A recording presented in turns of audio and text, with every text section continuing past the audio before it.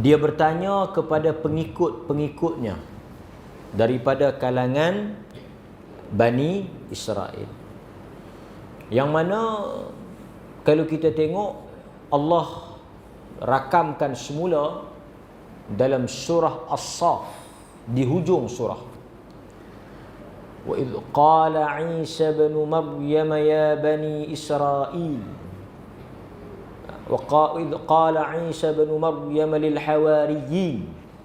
Dan ingatlah ketika mana Nabi Allah Isa alaihi salam bertanya kepada golongan Hawariyun.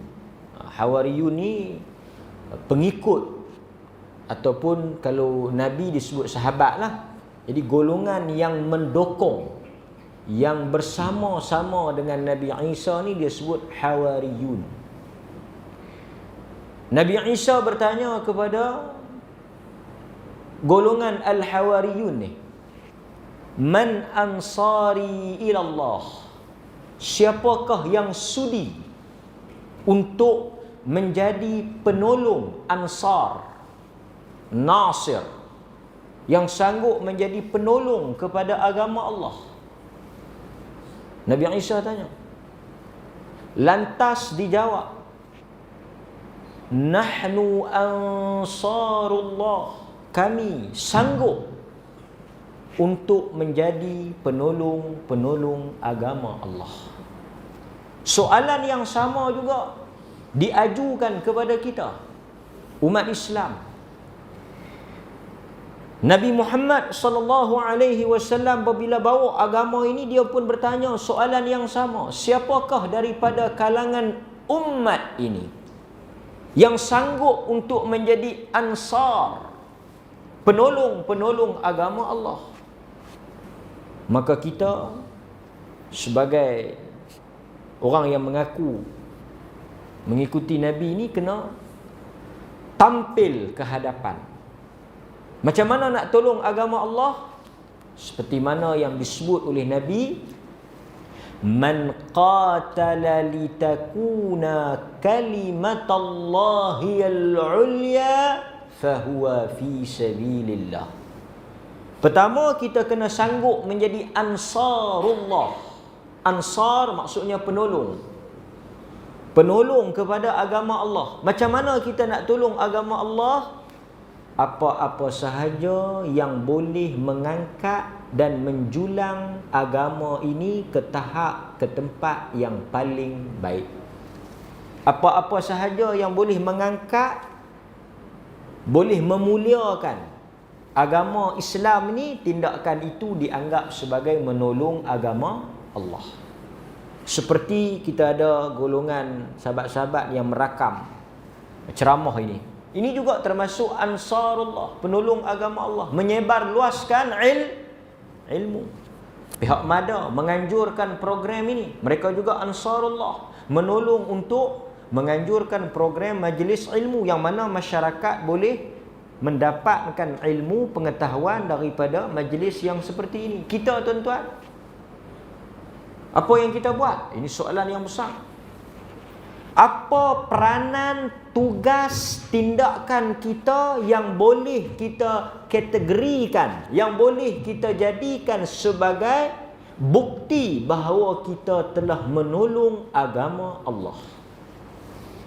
Kalau setakat semayang, berjemaah, baca Quran, itu tak termasuk. Itu kewajipan kita, kefarduan kita sebagai Muslim. Jadi tuan-tuan kena tanya, saya kena tanya, kita semua kena tanya. Kita semua ada bahagian. Agama ni agama kita. Dia bukan milik pejabat agama, dia bukan milik majlis agama, dia bukan milik mufti, dia milik kita. Jadi kita kena tanya, apa yang telah kita sumbang, apa yang telah kita berikan kepada agama ni? Dan ini yang dikatakan sebagai bekalan. Apa yang tuan-tuan telah contribute, korbankan, infakkan, berikan. Masa ke? Kan ada orang terlibat dengan masa. Kerja-kerja dakwah, kerja-kerja kemasyarakatan. Itu pun termasuk juga. Charity program kebajikan. Yang pandai mengajak kan? Yang pandai apa? Macam-macam lah. sekurang-kurangnya adalah bahagian tuan-tuan esok di hadapan Allah boleh bagi tahu kata tuan-tuan telah menolong agama Allah. Kan? Itu yang kita nak tekankan sikit. Jadi masing-masing kena ada saham, kena ada bahagian lah. Kena ada bahagian. Okey. Yang duduk di barisan hadapan silakan. Yang barisan belakang kan, macam kalau kita ada jamuan, itu pun termasuk daripada orang yang menjadi penolong-penolong agama Allah. Jangan tak buat apa langsung kan. Ceramah pun tak, susun kerusi pun tak. Dia kata dia tolong juga. Tolong apa? Tolong makan.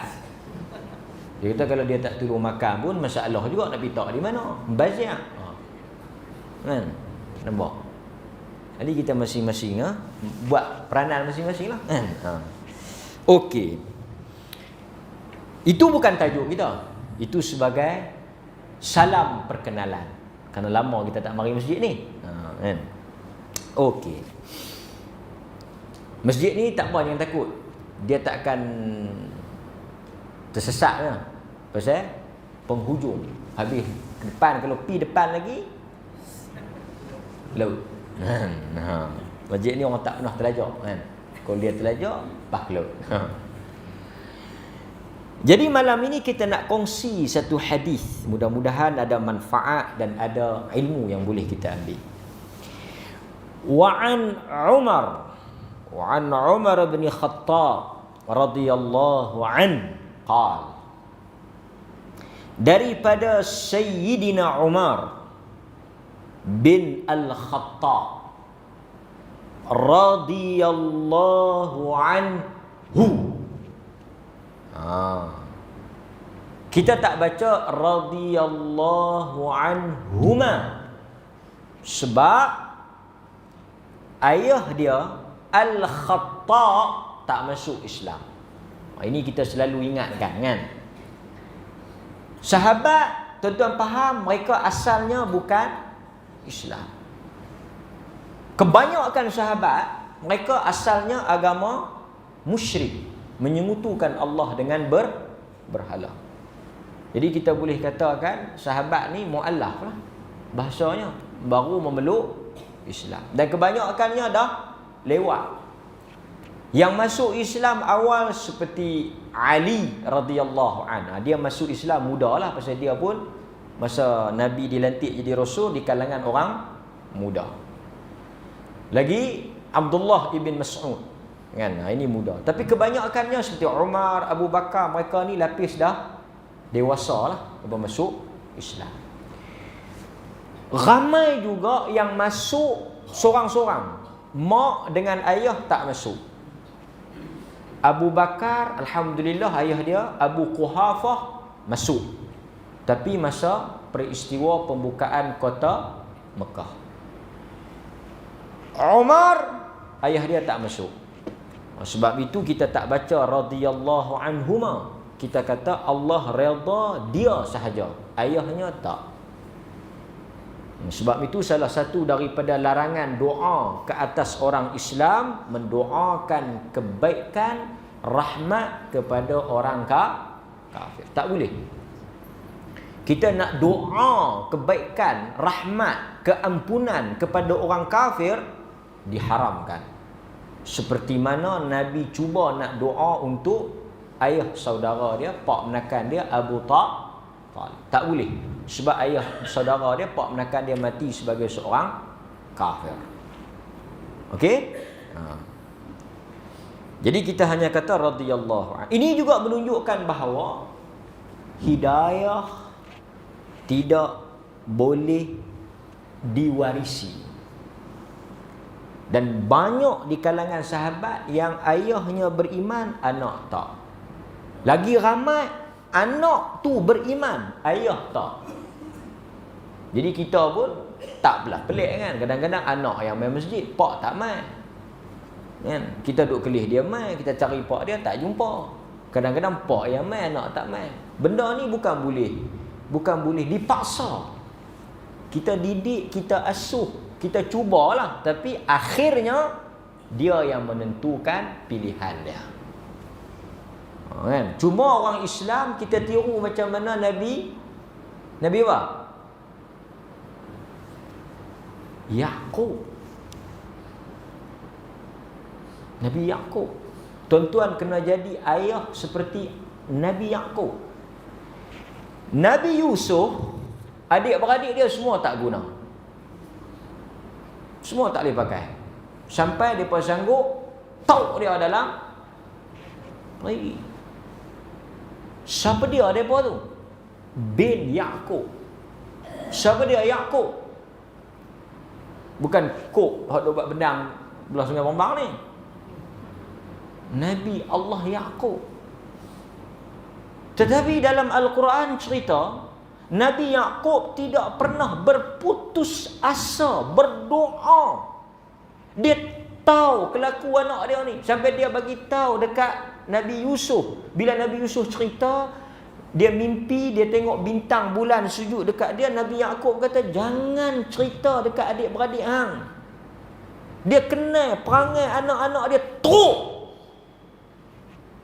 Tetapi dia tidak pernah berputus asa, berdoa. Akhirnya ada riwayat mengatakan anak-anaknya menjadi nabi kesemuanya. Ada riwayat sebut kesemuanya menjadi nabi. Kalau tidak menjadi nabi pun Quran menyatakan mereka akhirnya berubah. Dia tak pernah putus asa. Itu Nabi Yaqub. Kita janganlah kan, jangan putus asa. Sekali dua kali kita doa tak nampak hasil, terus tuan-tuan. Sebab Nabi kata doa akan sentiasa diterima oleh Allah selama mana seseorang itu tidak isti'ajal. Apa dia itu isti'jal? Sahabat tanya, apakah itu isti'jal? Kalau doa akan sentiasa diterima dan dimakbulkan oleh Allah selagi mana seseorang itu tidak bersifat isti'jal, gelut dalam berdoa. Sahabat tanya, gelut dalam berdoa tu macam mana? Dia doalah beberapa kali, kemudian dia tak nampak hasil, dia pun tanya Tuhan, apa cerita? Doa dah, tak nampak pun buah dia, tak nampak hasil dia. Nabi kata orang yang ya Rab, dia doa, kemudian dia tanya, dia petikai Tuhan. Orang seperti ini disebut sebagai apa dah? Isti'jal, tergesa-gesa dalam berdoa. Kan ada saya jumpa, dia doa, anak dia tak menjadi. Dia kata habis doa dah.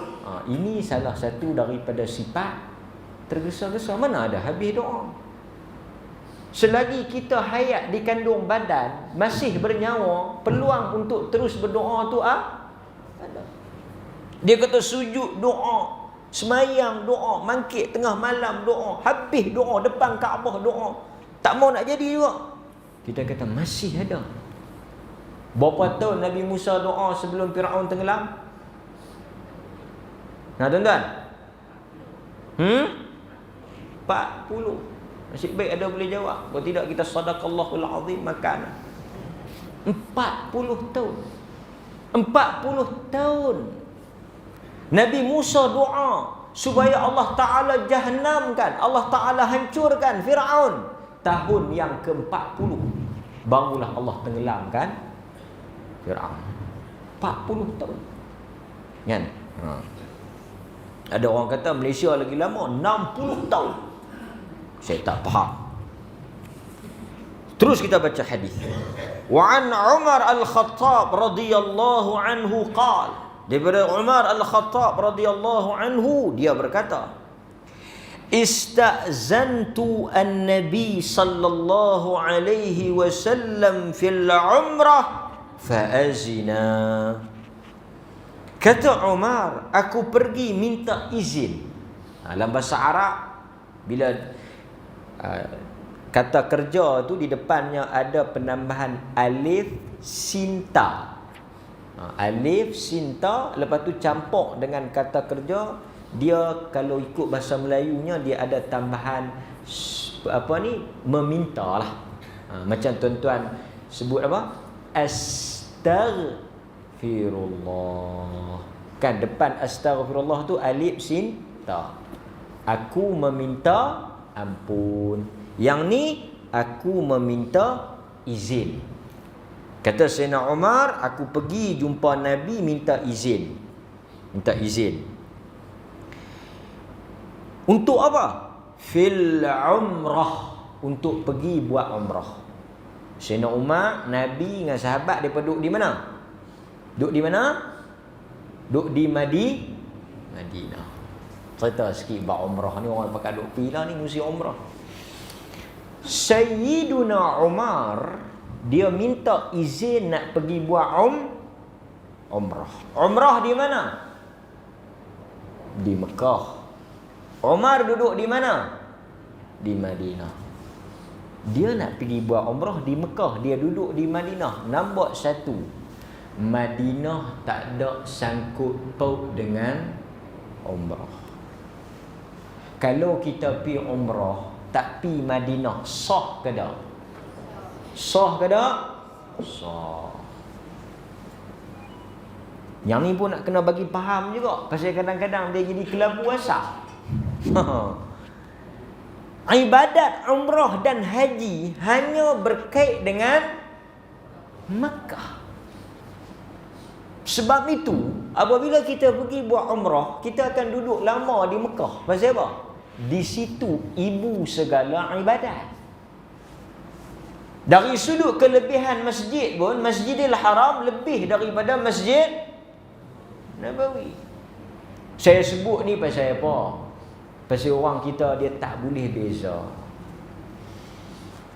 Umrah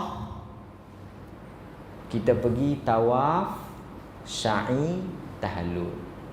Semua itu dalam Masjidil.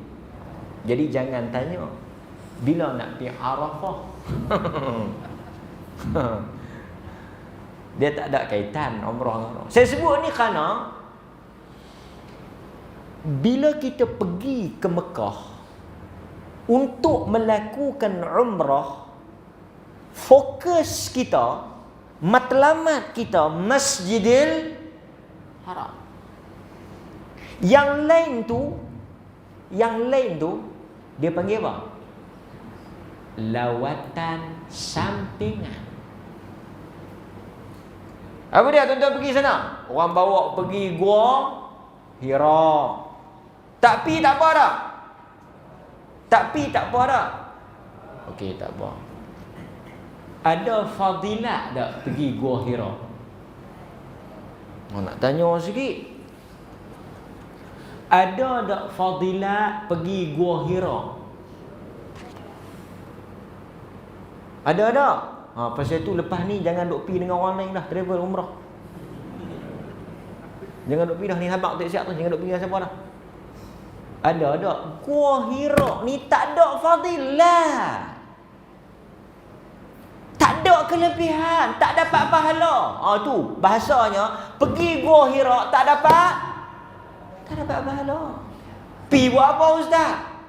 Pergi nak tengok tapak sejarah. Pergi kita duk dengar Nabi dapat di Gua Hira, pi situlah. Adakah kita disunatkan semayang ke, berdoa ke? Tak. Gua Hira tidak ada ibadat khusus, tak ada. Siapa-siapa yang dakwa ada semayang 2 rakaat ataupun mustajab doa, bawa mari dalil lah.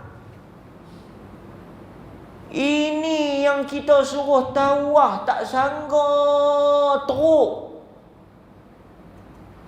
Tak sanggup mengerek. Orang boleh tahu, saya pun tak tahu nak betul mengerek. Ni tawah ni. Tiba-tiba sampai di Gua Hira tu nak kabat ni. Nak cari apa di atas tu? Nabi jumpa Jibril. Kalau kita naik ada nak jumpa Jibril? Itu belum lagi cerita mengarut ni.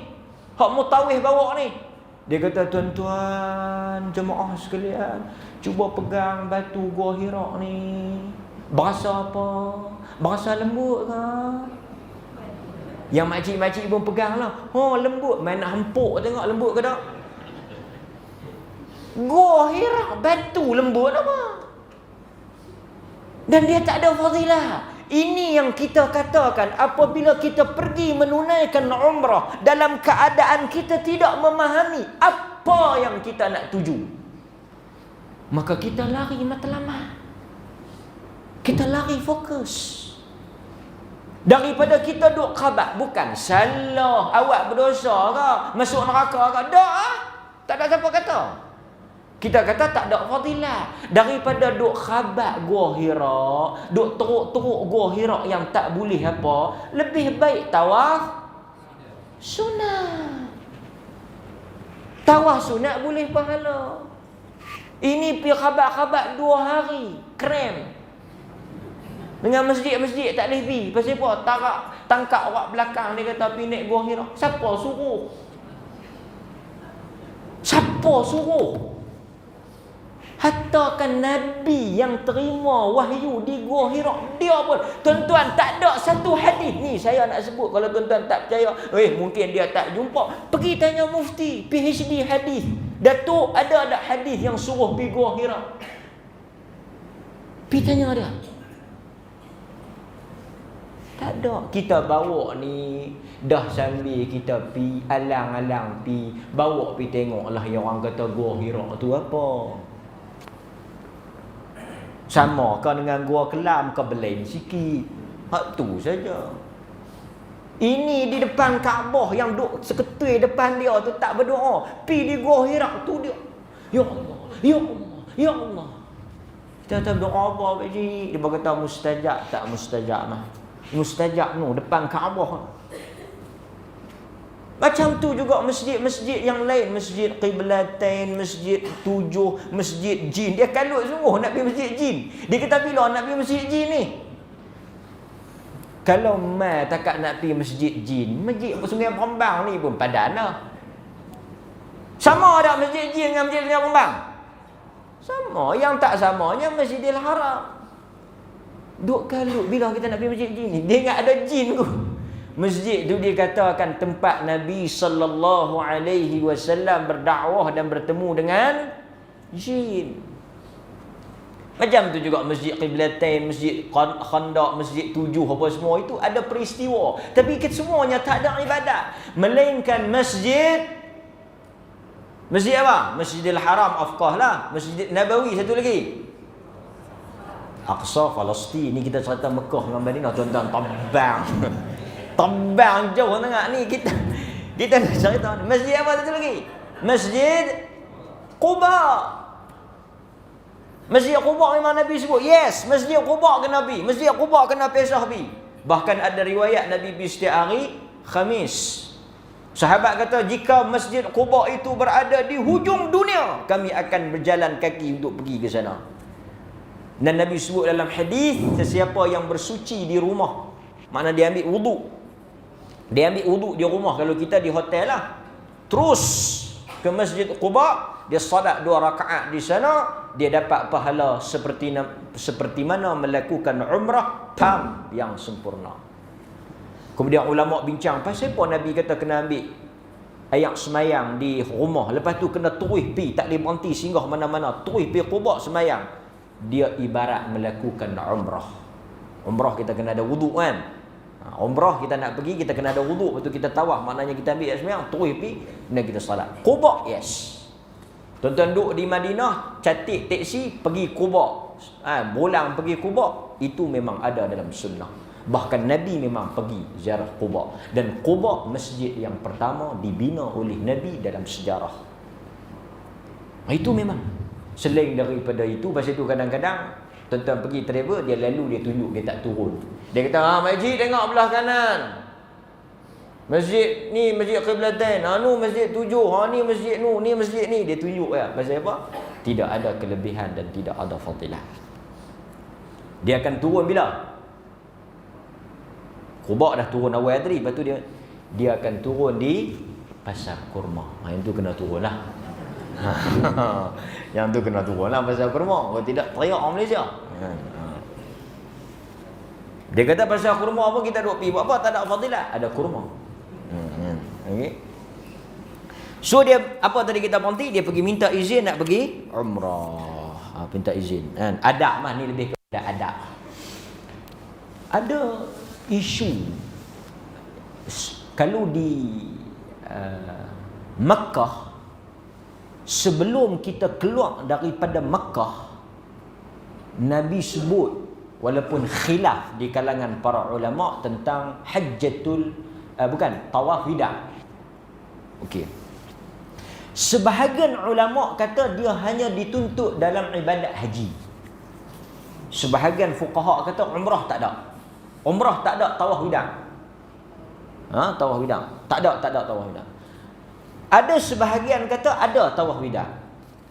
Saya melihat kepada hadis, memang seakan-akan Nabi nak bagi tahu siapa-siapa yang duduk di Masjidil Haram dia tak boleh balik melainkan dia kena tawaf wida. Sesiapa yang berada di Masjidil Haram, hadis tu bunyi dia macam ni. Sesiapa yang berada di Masjidil Haram, janganlah dia menjadikan selain daripada Masjidil Haram sebagai tempat yang terakhir. Maksudnya Nabi sebut dalam hadis tu, dia kena jadikan tempat yang terakhir sebelum dia keluar daripada Masjidil Haram, dia keluar daripada Mekah, dia kena jadikan tempat yang terakhir tu apa dia? Masjidil Haram. Itu hadis tawaf wida. Maksudnya kita tawaf, lepas tu kita balik. Tempat yang terakhir apa dia?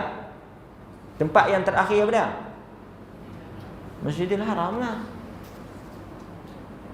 Okey, maksud itu tawaf wida, tawaf perpisahan. Kita jadikan tempat yang terakhir adalah Masjidil Haram. Ada saya dapat maklumat. Dia kata, ustaz, lepas tawaf wida sakit perut.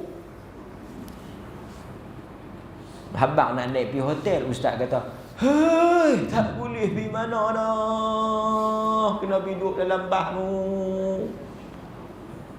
Ada yang kasut orang curi putih, nak pergi lah kedai beli kasut. Hei, jangan duk pergi ponti sini, jangan duk menyinggah tak mana dah. Kalau menyinggah dia jadi gimana, ustaz? Batai tawaf wida. Tu dia. Sampai terus tu. Jadi kawan ni sampai ke Madinah tak pakai kasut. Ada cerita betul. Ustaz tak bagi pergi tang mana dah. Ustaz suruh lepas tawaf, plong, duduk kerah lambat. Tinggal apa ke biar pergi. Tidaklah seperti itu. Maksudnya apa dia?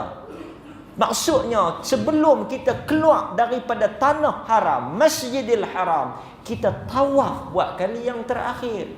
Artinya kita berpisah dengan Masjidil Haram itu dengan kita melakukan tawaf. Lepas tu kalau ada keperluan, tuan-tuan nak pergi tandas ke, nak pergi beli benda-benda yang perlu, yang hajat yang besar kan, pergilah, tak rosak lah. Beli makanan kan, nak duduk dalam jam, nak sampai Madinah 7-8 jam kan. Ini satu bab juga yang kita kena. Kadang-kadang silap faham kan, silap faham.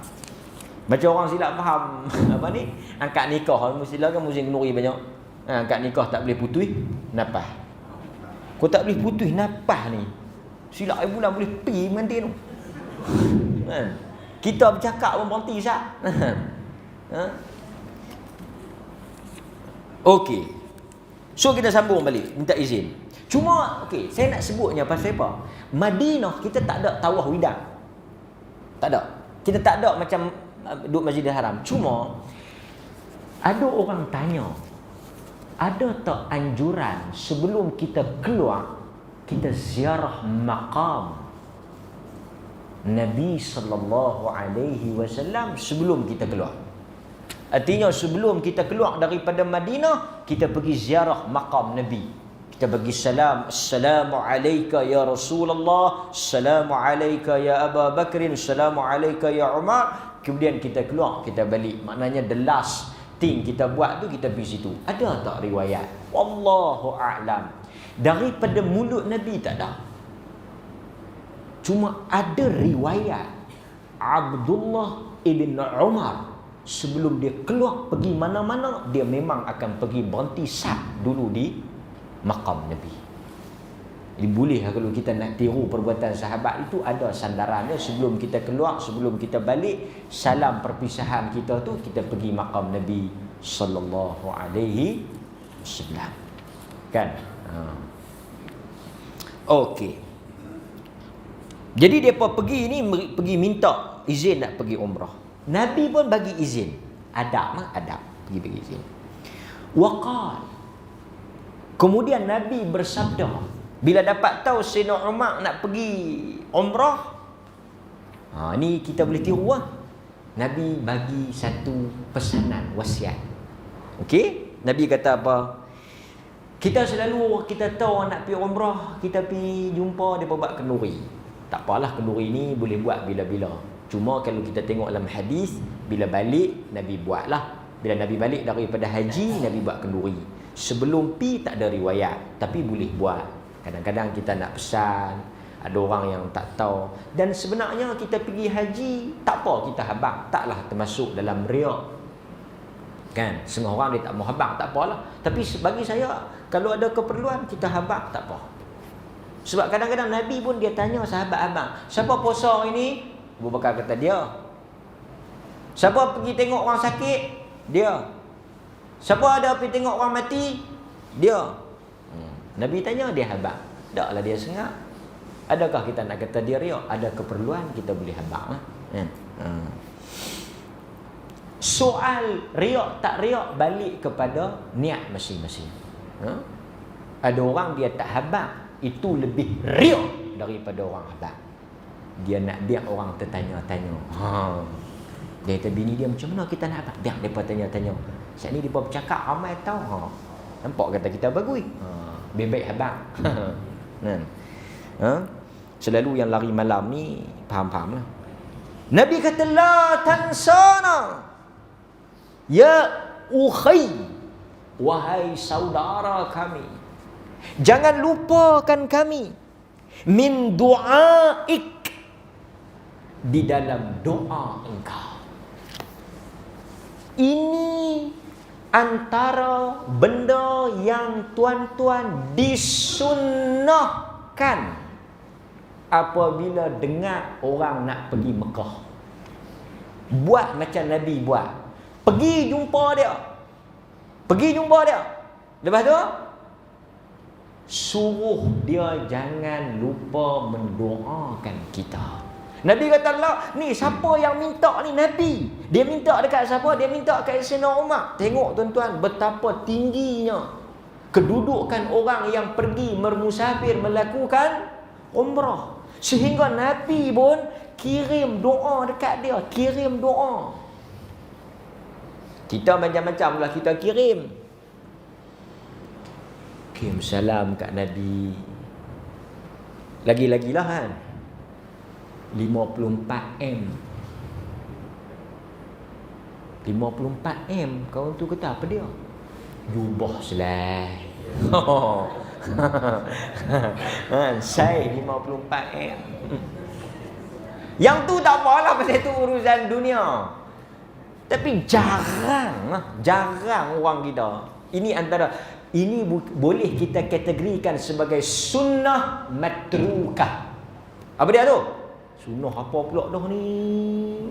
Sunnah yang ditinggalkan. Iaitu apabila kita dengar orang nak pergi musafir, tak kira lah umrah ke mana ke, musafir, apatah lagi kalau musafir itu musafir ibadah, musafir pergi umrah kan, kita wasiat pesan suruh dia doa. Tuan-tuan dengar orang nak pergi berjalan mana-mana, ada tak tuan-tuan kirim suruh dia doa? Tuan-tuan duk batak kat Sungai Bambang ni tak pergi mana dah.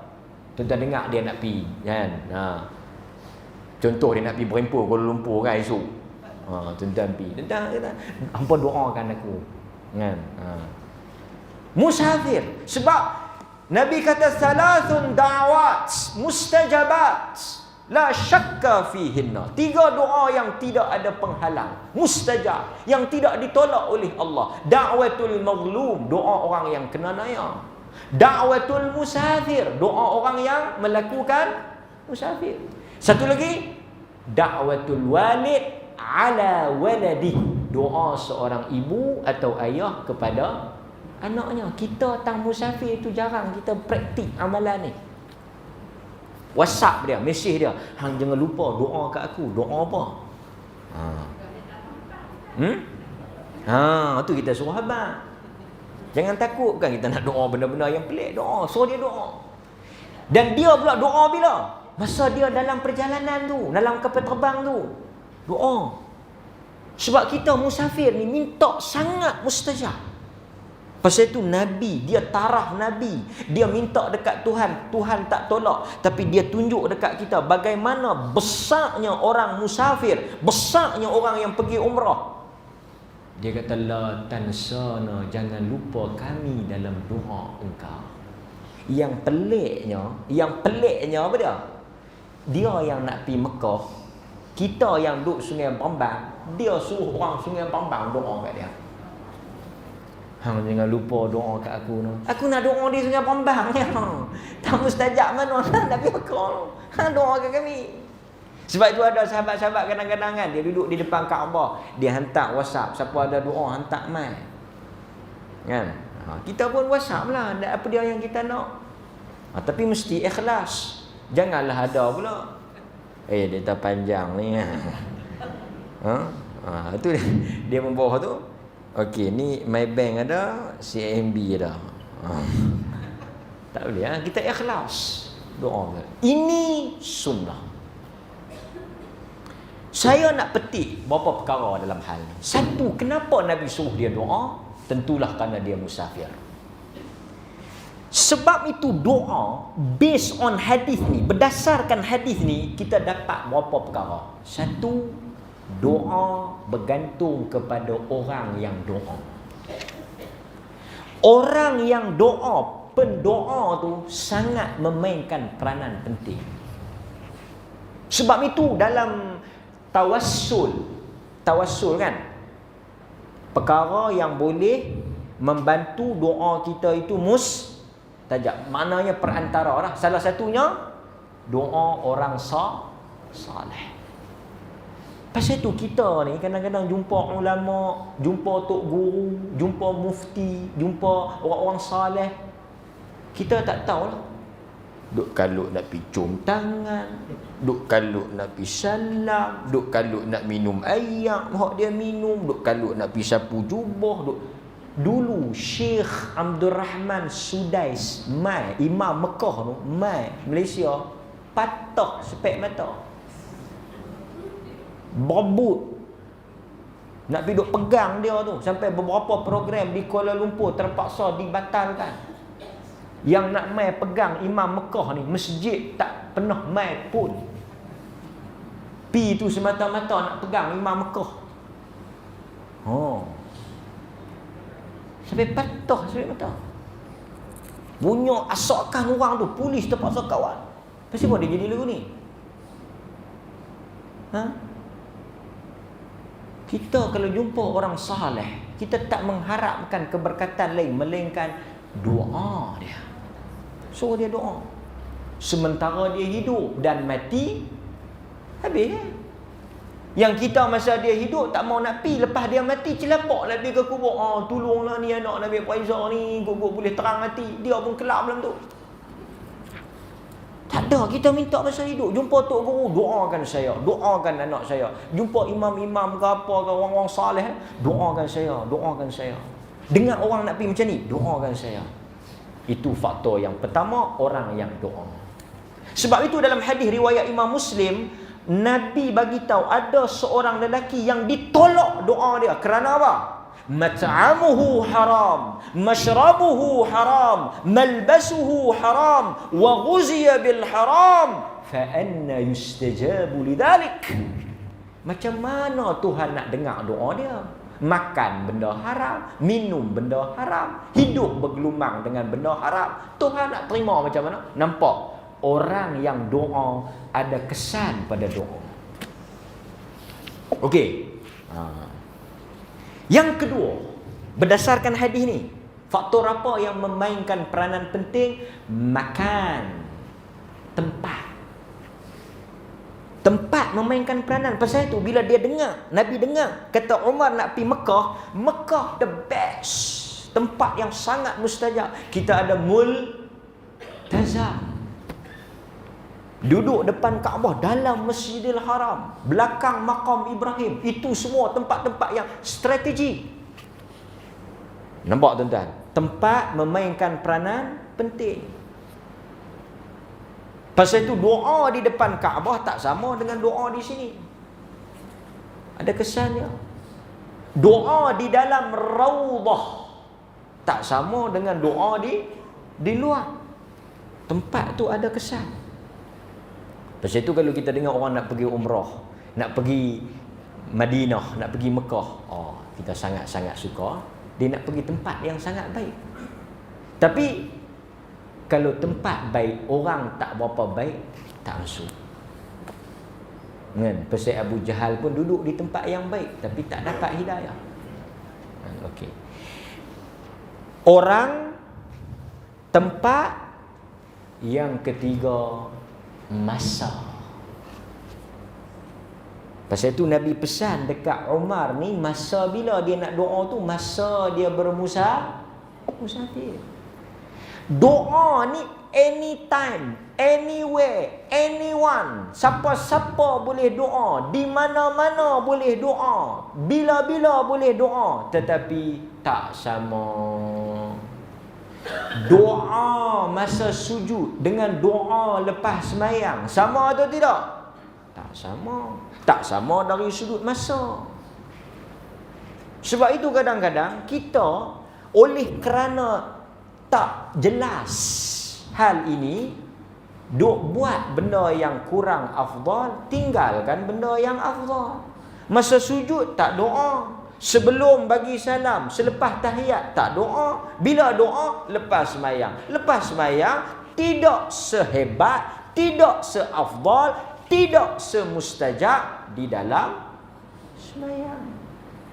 Dalam sembahyang dengan luar sembahyang tak sama. Dalam sembahyang lebih baik, tapi kita tak doa. Dalam sembahyang pun ada ada beza ya. Berdiri dengan sujud, mana afdal? Sujud. Berdiri, masa berdiri boleh sembahyang? Boleh sembahyang pula. Masa berdiri boleh doa tak? Boleh. Masa sujud pun boleh. Tapi mana dua hak hebat? Hebat masa sujud. Cuma orang kita dia lajak.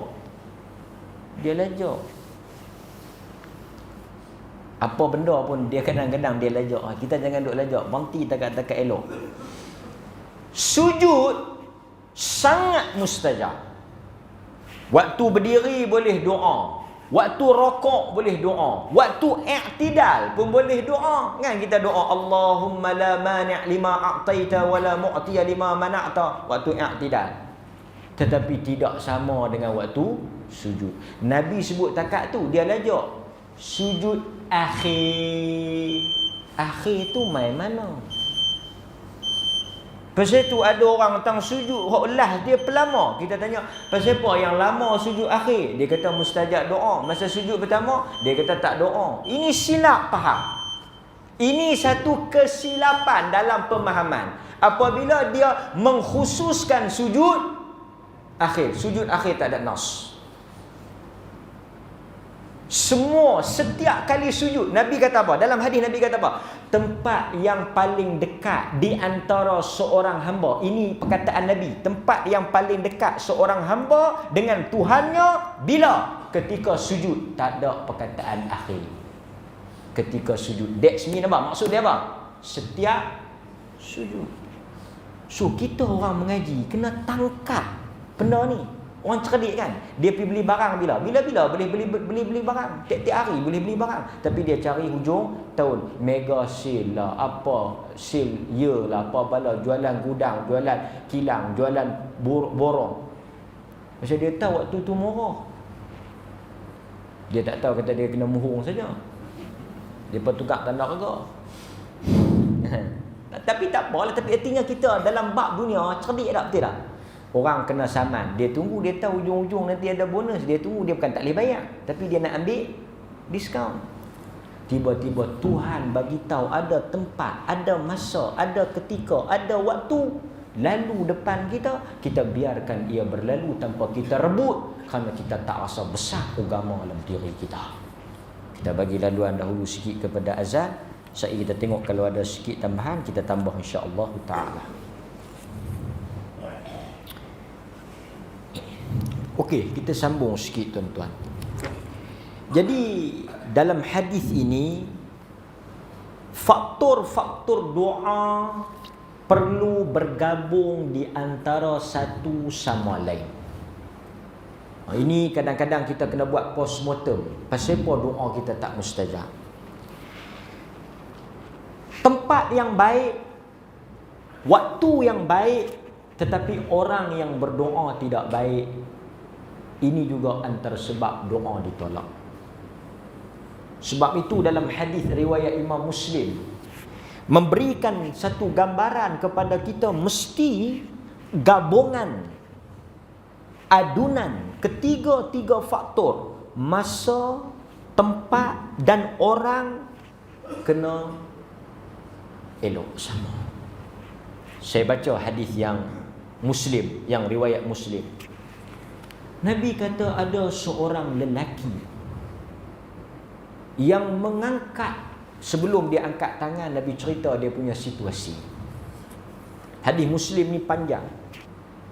Lelaki ni yang pertama tuan-tuan boleh tulis dia punya kelebihan dia. Ni kelebihan dulu. Yutilus safar.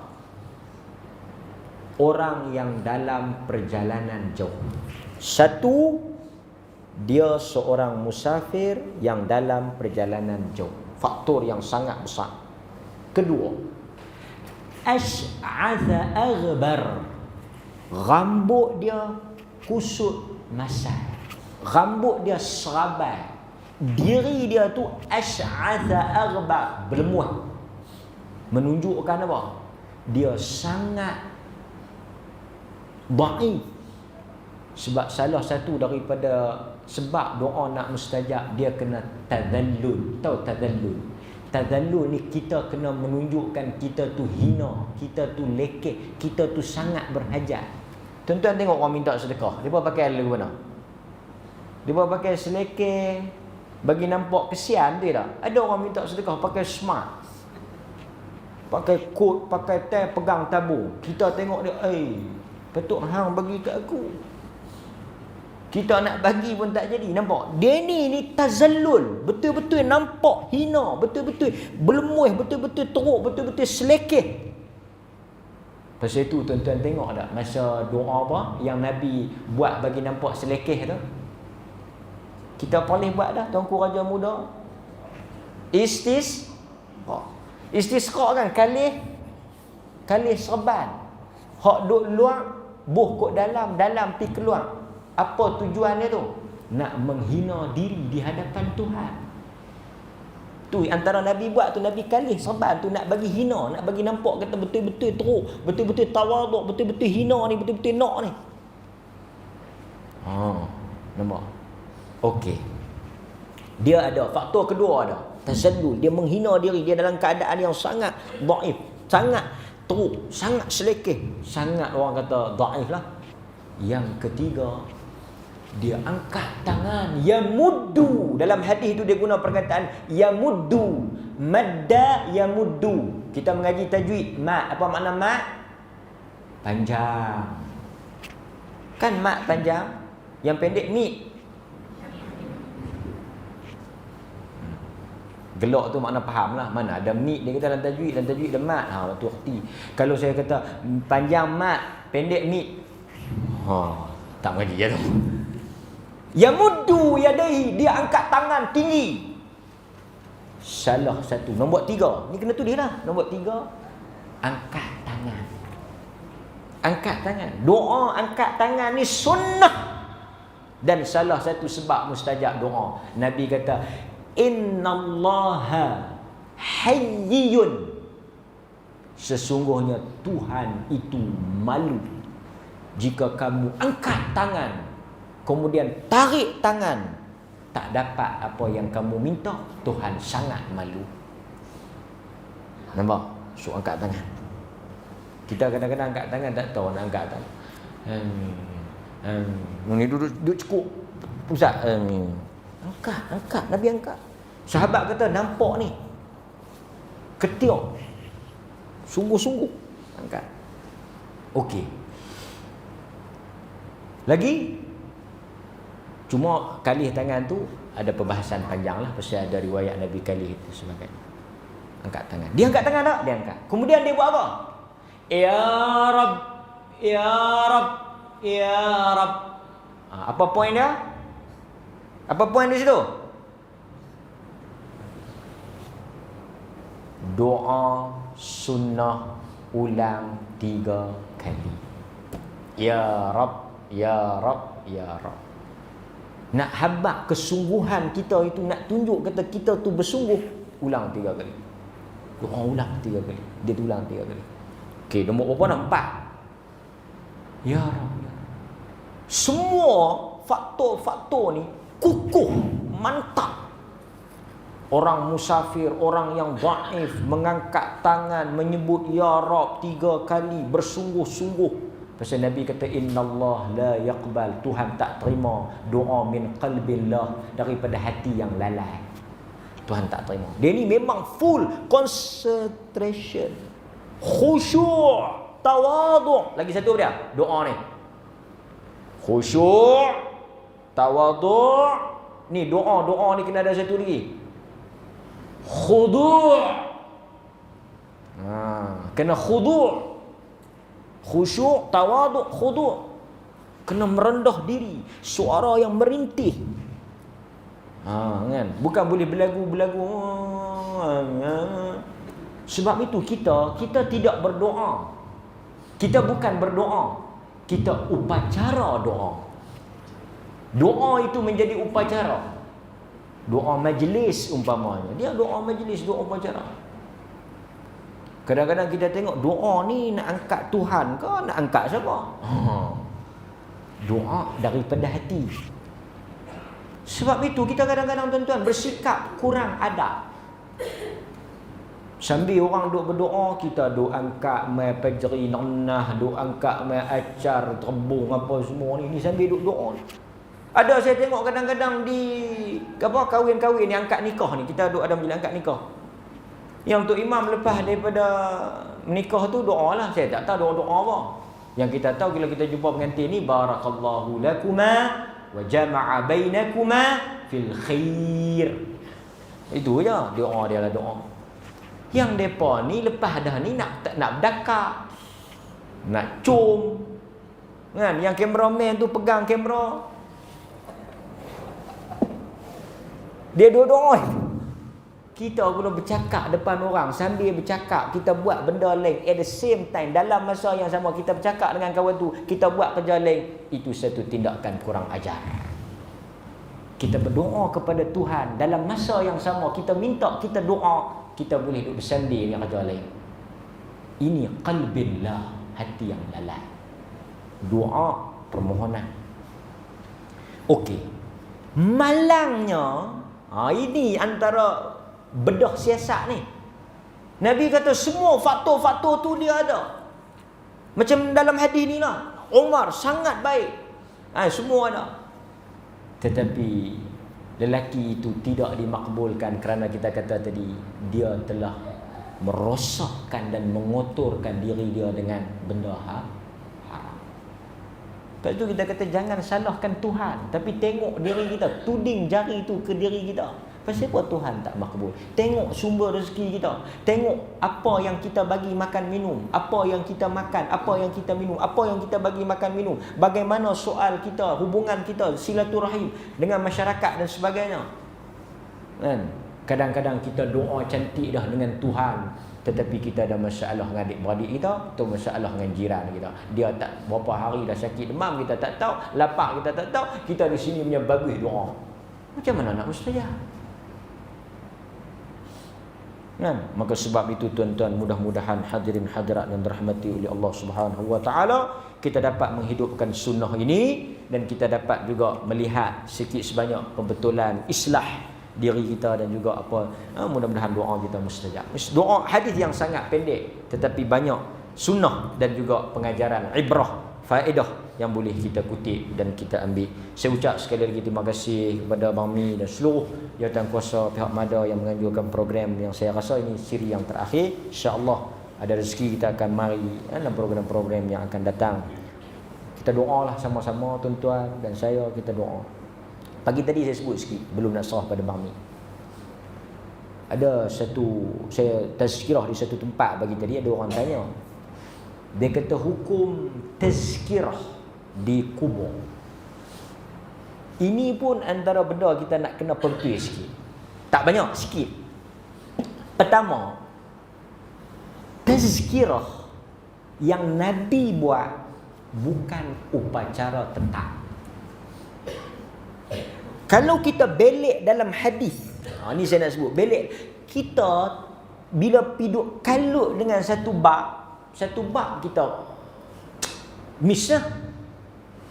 Cerita tazkirah ni, Nabi pergi ke kubur, sampai dengan jenazah, liang korek tak sudah lagi, letak jenazah tepi, sambil tunggu Nabi pun duduk. Bukan atas kubur tak boleh duduk, tepi tu duduk. Sahabat pun kata kami pun melengkong duduk keliling Nabi sambil tunggu depa korek. Kita pipi dah siap korek dah kan. Jadi Nabi pun duduk sengap, duduk tengok orang korek. Dia tengok langut atas, dia langut bawah, dia langut atas, dia langut bawah, dia tengok atas, dia tengok bawah. Dia pegang kayu duduk main tanah. Tiba dia kata hampa minta lah Tuhan lindung dari azab kubur. Spontan, tak dirancang. First time Nabi buat. Sebelum ni tak ada. Mungkin sebelum ni sampai-sampai dah siap tanam balik. Spontan. Artinya dia bukan satu kewajipan. Kalau tanam tak baca tazkirah dia jadi macam mana? Mangkit balik ustaz? Tak mangkit lah. Tazkirah peringatan. Kan? Sebab tu Jabatan Mufti buat teks. Dia buat teks sebagai panduan, tapi bukanlah kena baca habis semua. Ini kadang-kadang masalah orang baca teks. Kita berdiri pada hari yang panas ini, hujan. Dia baca teks tulis panas, dia pun panas. Dia pun kata panas apa ni duk hujan ni. Nah, teks ditulis masa hari panas, teks dibaca masa hujan. Hentam sajalah labu. Baca. Kadang-kadang dia duk tengok tu, dia tak perhati orang lalu datang mana. Kan? Bagi kita sini, kita ingat lagi saudara kamu mati apa semua. Okey. Itu boleh buat, harus. Tazkirah Nabi buat sunnah, harus. Kalau tak buat pun taklah, dosa, tak apa. Tetapi bahagian yang Nabi suruh, ramai kita terlepas pandang. Sebelum balik, selalunya kita habis tazkirah, Assalamualaikum warahmatullahi. Dia tanya, "Oi, nak kenal tak nak?" Dah kawan tu dah selesai. Tazkirah pun dah selesai. "Oi, nak kenal tak nak? Sekali balik nak singgah tak mana nak makan." Betul tak saya dah kira tengah tercapai tidur. Tuan-tuan, yang paling besar ni, khidmat yang terakhir, apa dia? Istaghfiru li akhikum fa innahu al-an yus'al was'alullah at-tathbit. Nabi kata sebelum balik, lepas ni kita pergi kubur, kita tahu dah apa kita nak buat. Sebelum hampa balik, bersurai, meninggalkan si mati, nanti hampa balik, qar'ani alihim, dia dengar tak buat kasut. Nabi kata sebelum balik,